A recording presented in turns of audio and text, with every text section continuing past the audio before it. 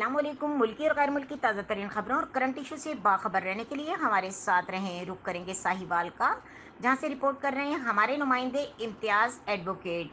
District traffic officer Sahiwal doctor Asif Kamal की निगरानी में ट्रैफिक एजुकेशन टीम ने दीनी दर्स का जामा रशीदिया जीटी साहिवाल में ज़ेर तालीम तलबा और असातिज़ा कराम को ट्रैफिक कवानीन के बारे में आगाही फराहम की।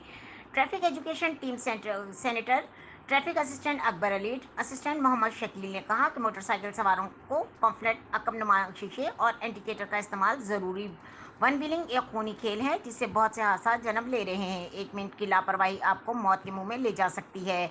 उन्होंने कहा कि कार चलाते वक्त सीट बेल्ट इस्तेमाल करें। पैदल चलने वाले अफराद जेब्रा क्रॉसिंग के जरिए दाएं बाएं देखकर रोड क्रॉस करें। इस मौके पर उन्होंने तलबा और असातिज़ा में ट्रैफिक कवानीन और रोड व्यू मिट्स के लिए हिदायत पर मबनी पम्फलेट भी तकसीम किए। मजीद खबरों और अपडेट के लिए देखते रहें के न्यूज़ चैनल इंटरनेशनल।